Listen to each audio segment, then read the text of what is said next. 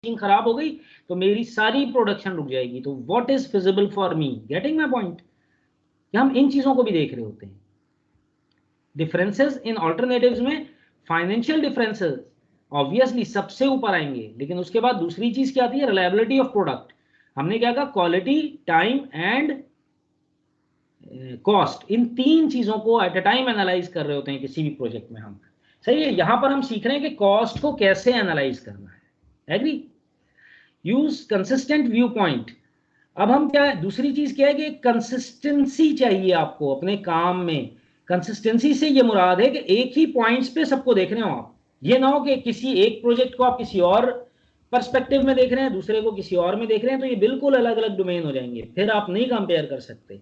Consistency से ये मुराद है। Use of common unit of measurement. आप मेजरमेंट का यूनिट भी एक जैसा लेके चल रहे हो। एक जगह मिसाल के तौर पर एक जगह रुपीज में और एक जगह आप कर रहे हैं किसी और चीज में, सपोज डॉलर में। सही है, तो इस तरह के कंपैरिजन नहीं करने हैं आपने। ठीक है, और इसमें सिर्फ ये कॉस्ट के पॉइंट ऑफ व्यू से नहीं बात हो रही है ये बात हो रही है प्रोडक्शन रेट के पॉइंट ऑफ व्यू से भी। कि मिसाल के तौर पर मैं डिफाइन कर देता हूं कि जी 8 घंटे रोज होगी जिस फैक्ट्री में भी प्रोडक्शन होगी, ये कंस्ट्रेंट मुझे डिफाइन करना पड़ेगा, अदरवाइज मैं डिफरेंट ऑल्टरनेटिव कंपैरिजन नहीं बना सकूंगा।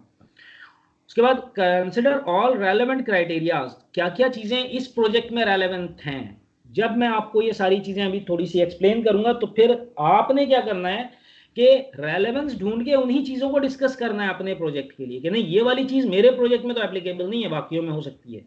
Getting my point? तो उस तरह से आपने लेके चलना है।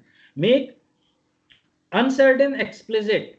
अनसर्टेन एक्सप्लिसिट से क्या मुराद है कि हम कह रहे हैं ऐसी चीजों को बाहर निकाल दें जिनकी सर्टेनिटी ना हो। सर्टेनिटी से मुराद ये कि मिसाल के तौर पर कुछ फैक्टर्स ऐसे होंगे जो मेरे काबू में नहीं होंगे, जो मेरे काबू में नहीं है मैं उनको एनालिसिस में शामिल ना करूं। सही है, जैसे कोरोना वायरस, इस वक्त जो यहाँ डिजास्टर आया हुआ ये किसी के काबू में नहीं है। ठीक है ना, ये इसको हम ओमनी कहते हैं कि ये गॉड की तरफ से एक चीज है जो हमारे ऊपर इंप्लीमेंट हो गई है और we are facing it but we can't handle it. समझ रहे हैं ना? तो ये एक्सप्लिसिट्स होते हैं हमारे। फिर रिविजिट योर डिसीजन। फिर आप क्या करेंगे, एक डिसीजन लेंगे तो उसको रिविजिट करेंगे। रिविजिट करने के बहुत सारे तरीके हो सकते हैं, जो हम अपनी लाइफ, डेली लाइफ में सब कुछ कर रहे होते हैं, सारे प्रोसीजर से गुजर रहे होते हैं, आइडियाज को एनालाइज भी कर रहे होते हैं पहले, उसके बाद उसमें से कोई ऑल्टरनेटिव्स ढूंढ रहे होते हैं। बेसिक बात कि हम प्रैक्टिकलिज्म की तरफ बाज़-औक़ात नहीं आ पाते, बहुत सारी चीजें हमारे दिमाग में चल रही होती हैं जिनको हम प्रैक्टिकली कर नहीं पा रहे होते। सही है ना? अदरवाइज ऐसा हमारे जिंदगी के हर डिसीजन में, चाहे वो आपका सपोज के एजुकेशन किस सेक्टर में आपको लेनी चाहिए, शादी कहाँ करनी है, किसी भी किस्म का डिसीजन हो, उसमें हम इन सब चीजों को साथ आवाज नहीं आ करके रही। किसी हेलो मैं लाइव कन्वर्सेशन से बाहर हो गया हूँ। सॉरी मैं क्लास से बाहर हो गया, मेरी वीडियो चल रही है। नहीं बेटा, आप हैं क्लास में अभी, मुझे आवाज आ रही है। आप रिविजिट कंटिन्यू करें। रिविजिट आपकी योर आवाज नहीं आ रही।